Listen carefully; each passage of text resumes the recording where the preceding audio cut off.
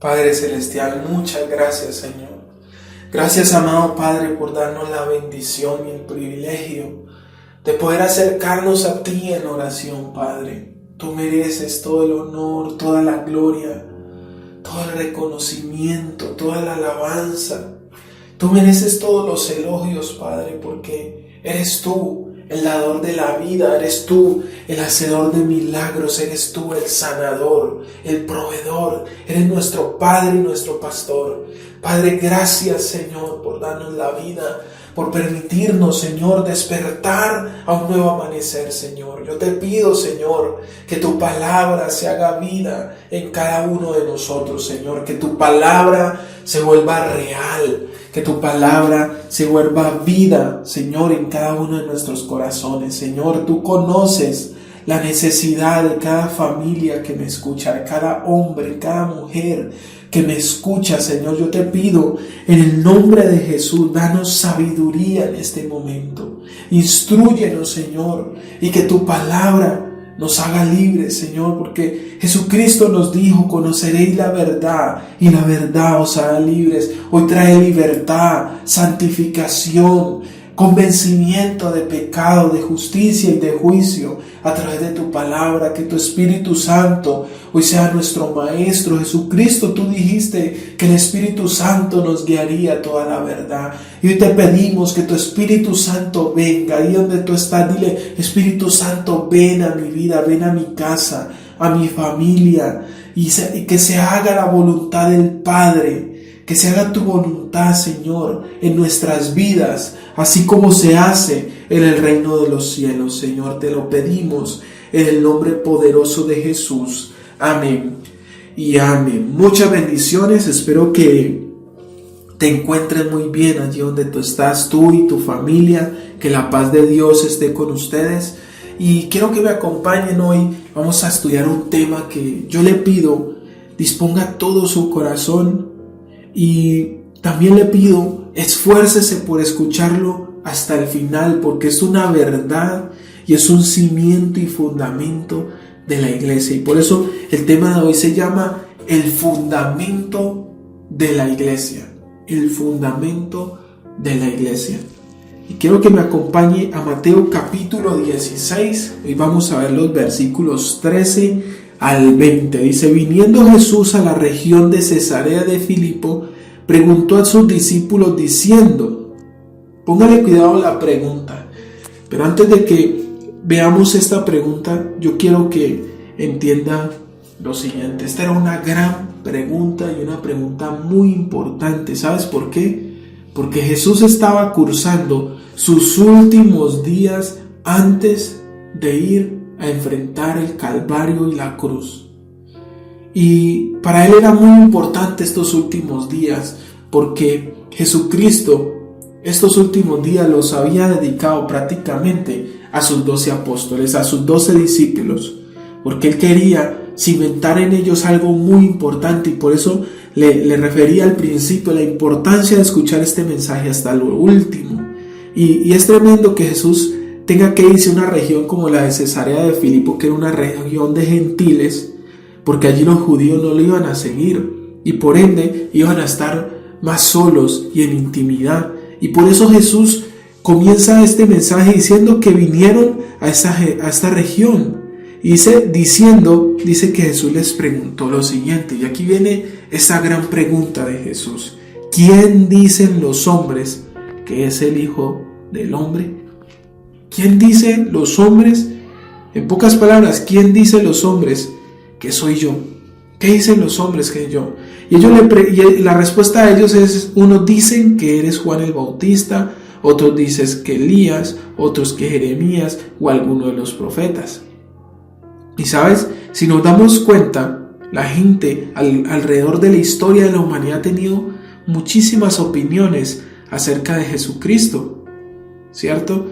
Y libre de que los enemigos creían o la gente que estaba en contra de Jesús, todos tenían una opinión, y hoy en día es igual. Por eso muchos a lo largo de la historia de la humanidad han dado sus opiniones acerca de Jesús. Por ejemplo, la tradición en aquel entonces de los judíos decía que el Mesías iba a venir. Y por eso muchos pensaron que Jesús era un profeta, mas no pensaban que era el Mesías. Y hoy en día también hay muchísimas opiniones acerca de Jesús. Y hoy en día podemos encontrar, por ejemplo, que en la iglesia de los mormones, dicen ellos que Jesús es un ser preexistente y hermano de Satanás y que todos podemos llegar a ser como él. O sea, hoy en día encontramos diversas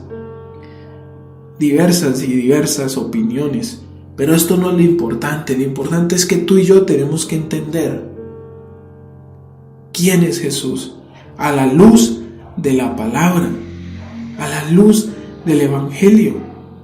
Por ejemplo, los testigos de Jehová afirman que Jesús es solo un ser creado y gran profeta, pero que no es Dios. Por ejemplo, los de la doctrina de la fe en Jesús dicen que la Trinidad no existe y que solo Jesús es Dios, y niegan la divinidad del Espíritu Santo.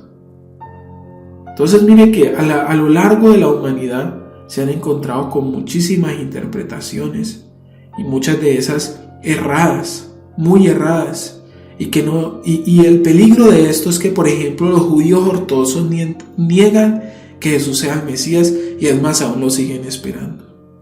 Es decir, que si nosotros nos ponemos a analizar todas las opiniones actuales en cuanto a quién es Jesús, nos podemos dar cuenta que muchas personas no conocen a Jesús. Y sabes, esto es terrible, por eso es que esta pregunta es tan importante.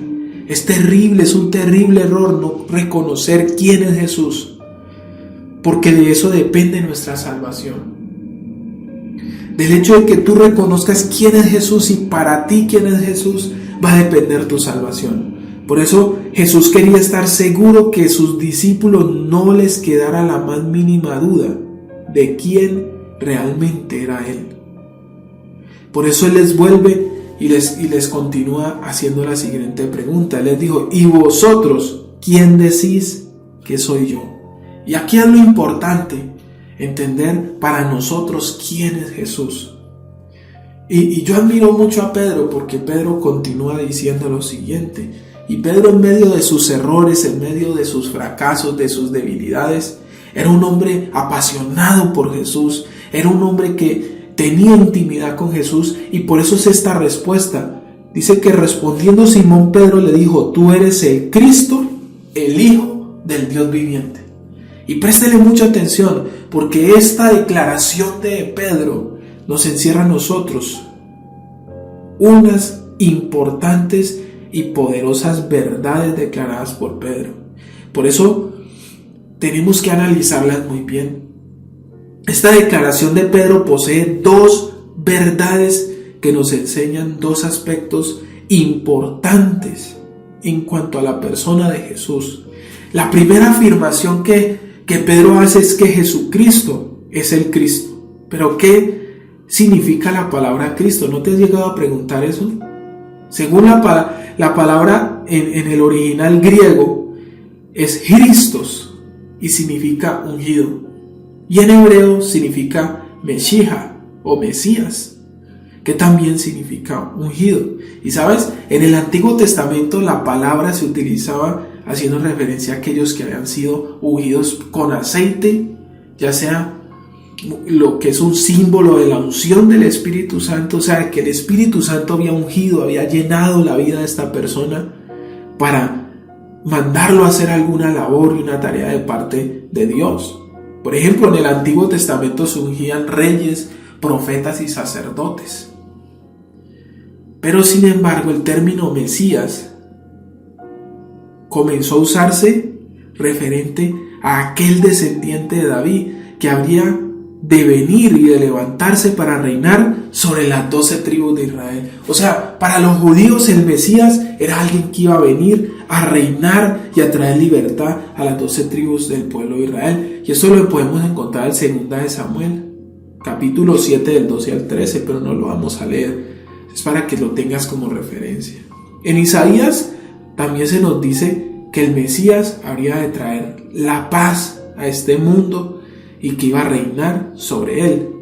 Y sí quiero que lo leamos. Isaías capítulo 9 del 6 al 7 dice: porque un niño nos es nacido, hijo nos es dado, y el principado sobre su hombro, y se llamará su nombre admirable, consejero, Dios fuerte, Padre eterno, príncipe de paz. Lo dilatado de su imperio y la paz no tendrá límite. Sobre el trono de David y sobre su reino, disponiéndolo y confirmándolo en juicio y en justicia desde ahora y para siempre.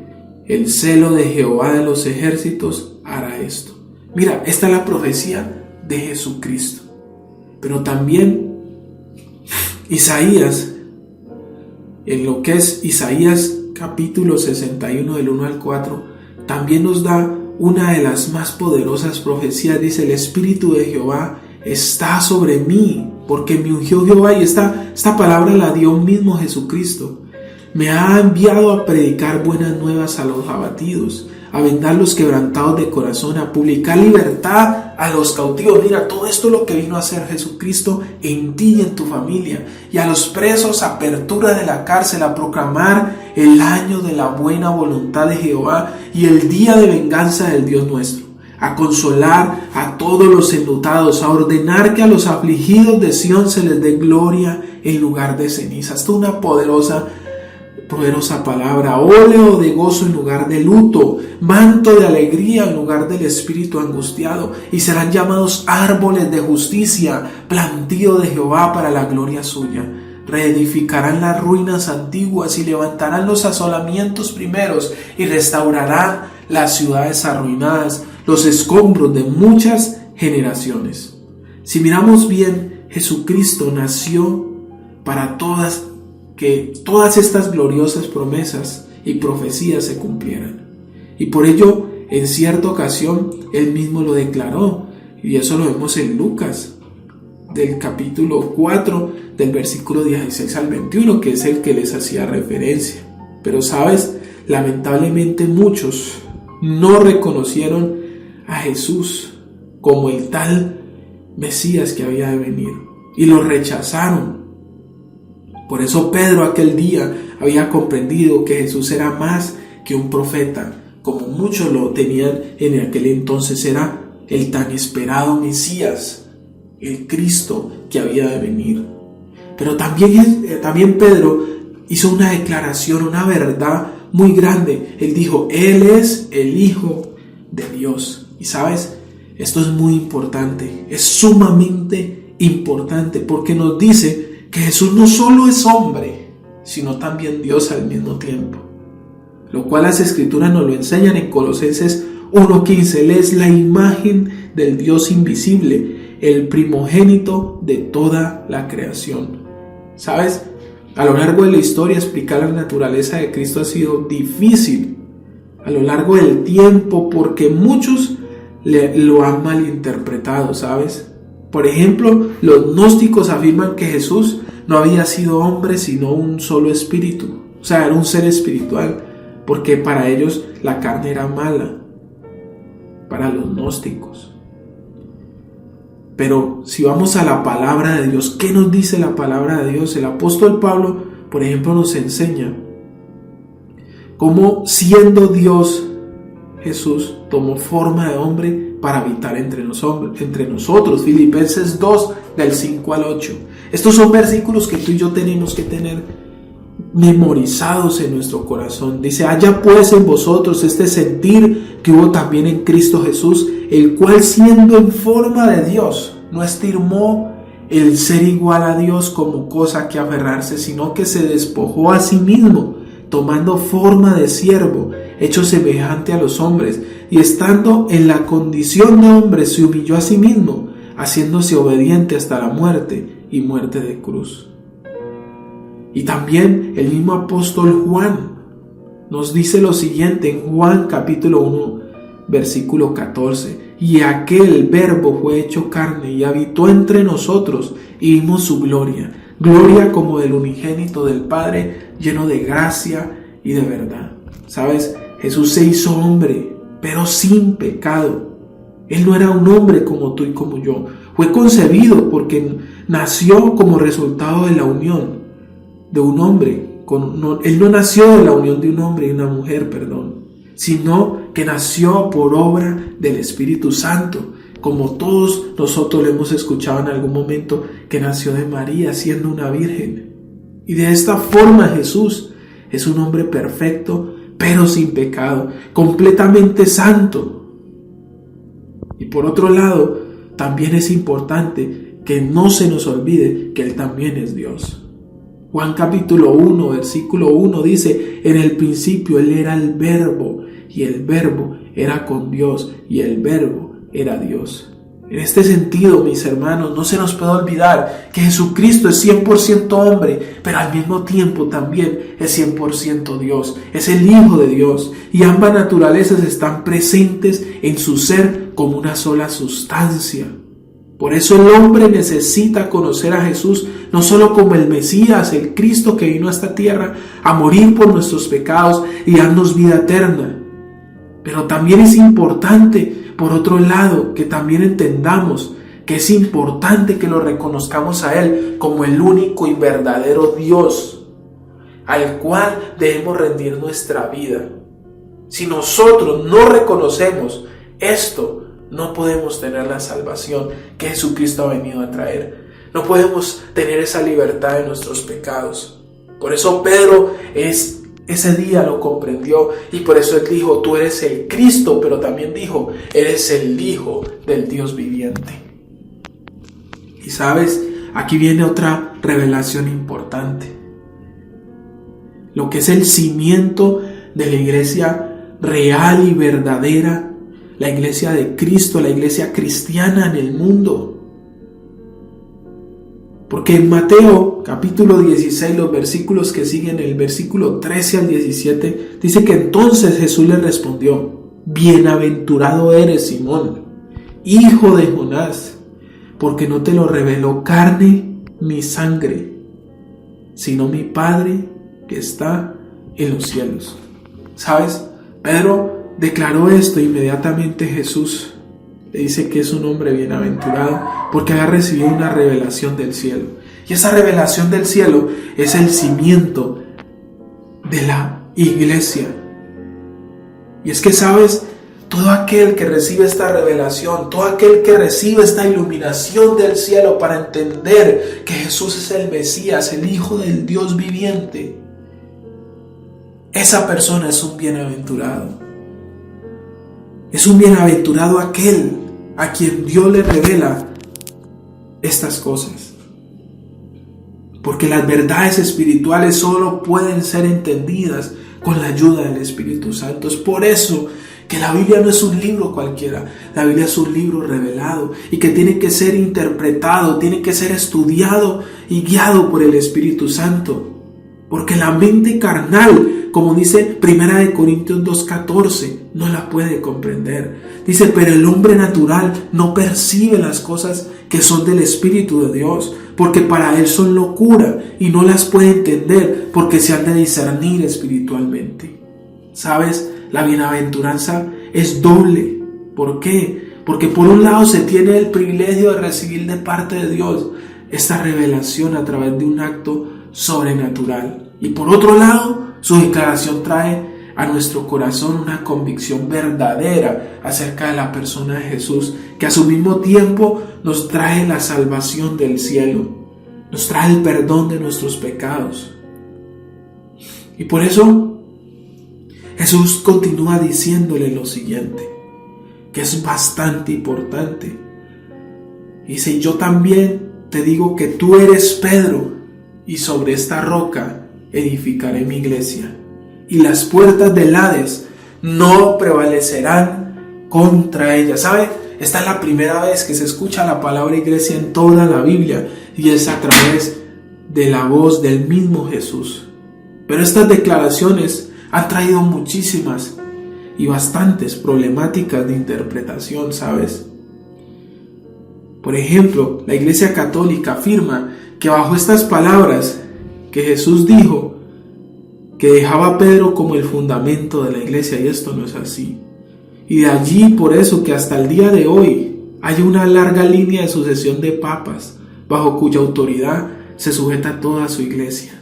Sin embargo, esta interpretación es errada y no es aceptada por muchas iglesias evangélicas, ya que si esto fuera así, la iglesia estaría edificada sobre un hombre, sobre algo débil como el ser humano que tiene tantos errores y pecados. Y por eso el apóstol Pablo en 1 Corintios capítulo 3 versículos 11 nos dejó lo siguiente: porque nadie puede poner otro fundamento que el que está puesto, el cual es Jesucristo.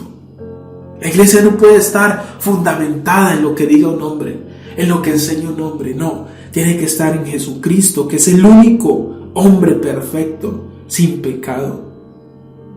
Y también Pedro, el mismo Pedro, afirmó en 1 de Pedro 2, capítulo 2, del versículo 7 al 8, dice: para vosotros, pues los que creéis, Él es el precioso, pero para los que no creen, la piedra que los edificadores desecharon ha venido a ser la cabeza del ángulo. Mira, aquí Pedro mismo dice que esa piedra es Jesucristo, piedra de tropiezo y roca que hace caer, porque tropiezan en la palabra, siendo desobedientes, a lo cual fueron también destinados. Por tanto, mis hermanos, es importante que nosotros entendamos, tú que me escuchas hoy, que el fundamento de la iglesia es Cristo. Pero entonces, ¿qué significado tienen las palabras que Jesús le dijo a Pedro? Donde Él le dijo: yo también te digo que tú eres Pedro, y sobre esta roca edificaré la iglesia, y las puertas del Hades no prevalecerán contra ella. Porque esto es lo que ha traído la confusión. Y para nosotros entender esto es necesario que entendamos a qué se refiere cuando Jesús le dijo: tú eres Pedro. Y cuando Él le dijo: y sobre esta roca. ¿Sabes? El nombre Pedro viene de una palabra griega que es Petros. Y en el idioma hace referencia a una piedra o una roca pequeña. Pero cuando Jesús dijo: sobre esta roca edificaré mi iglesia, la roca que se usa es Petra, la cual hace referencia a una roca mucho más grande, parecido quizás a una montaña rocosa, a una gran piedra como la cumbre donde está ubicada una gran ciudad. Y sabes, en este sentido, tanto Petros, que es Pedro, o Petra, que es piedra, son diferentes una cosa de la otra y no podría referirse a la misma cosa. Pero si Pedro no es esa roca sobre la cual la iglesia es edificada, entonces ¿cuál es la roca sobre la cual la iglesia está edificada? Y esto es lo importante, es la declaración que hizo Pedro, es lo que Pedro dijo, que Él era el Cristo, el Hijo de Dios. Ese es el fundamento de la iglesia. Cristo mismo es el fundamento de la iglesia de Jesucristo, de la iglesia de Dios, de la esposa de Cristo, de la iglesia cristiana. Y bajo este fundamento, los apóstoles y profetas fueron los que fundaron la iglesia. Por eso en Efesios capítulo 2, versículos 20 y 22 dice: edificados sobre el fundamento de los apóstoles y profetas, siendo la principal piedra del ángulo. Mira, otra vez la piedra del ángulo es Jesucristo mismo, en quien todo el edificio bien coordinado va creciendo para ser un templo santo en el Señor, en quien vosotros también sois juntamente edificados para morada de Dios en el Espíritu. El fundamento que los apóstoles y profetas enseñaron es el Evangelio, donde se anuncia que Jesús es el Cristo, el Mesías que había de venir, pero también que Él es el Hijo de Dios. Y Jesús nos mandó a mandar este mensaje, a predicar este Evangelio, que es el mensaje de arrepentimiento, pero también es el mensaje de la muerte y resurrección de Cristo. Todo esto es lo que ellos predicaron, y bajo esta real y verdadera y sana doctrina la iglesia fue fundamentada, la iglesia primitiva, donde la principal piedra del ángulo era Jesús mismo. Y si analizamos este texto de Efesios 2:20 y al 22, esto nos enseña que los cristianos somos edificados dentro de un edificio destinado a ser el templo y morada del Espíritu Santo. Es decir, que la iglesia como tal no es un edificio de cemento y de ladrillos. No, La iglesia son todos aquellos que han creído en la verdad del Evangelio. Por eso Pedro, en su primera carta, nos dice en el capítulo 2, versículos 4 al 6, acercaos a él, piedra viva, desechada ciertamente por los hombres, mas para Dios escogida y preciosa. Vosotros también, como piedras vivas, sed edificados como casa espiritual y sacerdocio santo, para ofrecer sacrificios espirituales aceptables a Dios, por medio de Jesucristo, por lo cual también contiene la Escritura: he aquí pongo en Sión la principal piedra del ángulo, escogida, preciosa, y el que creyere en él no será avergonzado. ¿Sabes? Esa casa espiritual que es edificada con esas piedras vivas es la iglesia del Señor, la cual ni siquiera los poderes de las tinieblas pueden hacerle frente, como lo mismo que dijo Jesús. Lo que él dijo: sobre esta roca edificaré mi iglesia, y las puertas del Hades no prevalecerán contra ella. Y es aquí donde nosotros encontramos por primera vez la palabra iglesia que aparece en la Biblia. Y Jesús continúa diciendo: y a ti te daré las llaves del reino de los cielos, y todo lo que atares en la tierra será atado en los cielos, y todo lo que desatares en la tierra será desatado en los cielos. Entonces mandó a sus discípulos que a nadie dijesen que él era el Cristo. Esta es otra afirmación que ha traído muchísima confusión. ¿Sabes? ¿Acaso es que Pedro tiene las llaves del reino de los cielos? Por eso durante mucho tiempo se ha creído que Pedro está en la entrada del cielo y él es el que decía a quién deja entrar y a quién no. Pero no es así. Tal vez no en un sentido literal, no es así. Pero de una forma figurada podríamos decir que Pedro tuvo esas llaves. Pero ¿cómo así que las tuvo? Las llaves nos ayudan a abrir puertas, ¿cierto? Y en este sentido había existido una puerta que estaba cerrada, y esta es la puerta que conduce a Dios y la vida eterna. Por ejemplo, en el libro de los Hechos, capítulo 14, versículo 27 dice lo siguiente: y habiendo llegado y reunido a la iglesia, refirieron cuán grandes cosas había hecho Dios y cómo había abierto la puerta de la fe a los gentiles. Mira, una puerta que se abrió a los gentiles. También en 1 Corintios 16:9 dice: porque se me ha abierto puerta grande y eficaz, muchos son los adversarios. Otra puerta. Y también en Apocalipsis 3:8 dice: yo conozco tus obras, he aquí he puesto delante de ti una puerta abierta, la cual nadie puede cerrar. Es decir, que si Pedro tuvo las llaves del reino de los cielos, se le dio la oportunidad de abrir las puertas para que el mensaje del Evangelio se predicara y a través de la fe muchos entrasen en el reino de los cielos. Nosotros tenemos esa llave hoy en día. Por eso Pedro, cuando predicó por primera vez, 3,000 hombres se convirtieron. El mismo Pedro fue el que le predicó a la primera iglesia gentil. Y eso lo podemos ver en Hechos capítulo 10.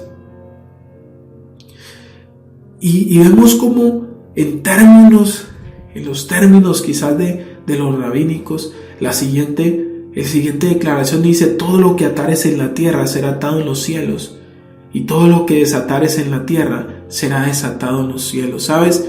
Nosotros, los cristianos, tenemos esta poderosa llave en el mensaje del Evangelio, para que todo aquel que crea en él se le abran las puertas a la vida eterna. Esa es la llave que nos ha entregado Jesús, la llave del Evangelio, para abrir las puertas del cielo a mucha gente, para que muchos sean salvos. Y cuando Él nos dice que podemos atar y desatar, ¿sabes? En los rabínicos tenían entre ellos un sinónimo, donde atar era un sinónimo de prohibir y desatar era un sinónimo de permitir. Es decir, que en este sentido la iglesia tiene la autoridad para pedirle a Dios en oración el respaldo que necesita para hacer su obra. Puede atar, es decir, prohibir o impedir que las tinieblas prevalezcan en la tierra. Y por otro lado, puede desatar lo que es decir, permitir que el reino de Dios avance en esta tierra a través de la predicación del Evangelio. Y de esta forma, las puertas permanecerán abiertas para que muchos y para que durante mucho tiempo se continúe evangelizando la tierra con el respaldo de Dios. Por eso, hoy Padre, yo te pido, Señor, que esta enseñanza que tú nos has hablado cumpla el propósito, Señor, de revelarnos a Jesucristo como el fundamento de la iglesia. Pero también entender que Él es el Cristo, el Mesías que había de venir. Pero también es el Hijo tuyo, Padre Celestial, el Hijo de Dios, Dios mismo aquí en la tierra. Jesucristo, tú eres el Hijo de Dios. Esa es la verdad que hoy tenemos que entender. Y que tú viniste a esta tierra a morir para traer libertad, salvación a muchísimos, para abrirnos la puerta a la vida eterna y al reino de los cielos. Tú nos has dado esa llave, Señor, de predicar el Evangelio y que muchos reciban esa llave para entrar al reino de los cielos. Y nos has dado la autoridad para atar y desatar, para prohibir o permitir, para que el reino de las tinieblas sea atado, sea prohibido toda artimaña y toda arma del enemigo en contra de aquellos que van a recibir el Evangelio. Hoy nada puede impedir que el Evangelio toque a tu familia. Créelo en el nombre de Jesús. Jesucristo vino a traer libertad a los cautivos, a los oprimidos. Hoy en el nombre de Jesús hay libertad en tu vida y en tu familia. Créelo en el nombre de Jesús. Dios va a llevar salvación y vida eterna a las familias de la tierra. A eso vino Jesucristo, a traer libertad, salvación, reconciliación con Dios. Y yo te pido, Padre amado, que esta verdad se haga real en nuestros hogares y en nuestras familias, Señor. Te lo pido en el nombre poderoso de Jesús. Amén y amén. Muchas bendiciones. Que tengas un excelente día. Que la gracia, el favor de Dios estén sobre tu vida. En el nombre de Jesús. Amén y amén.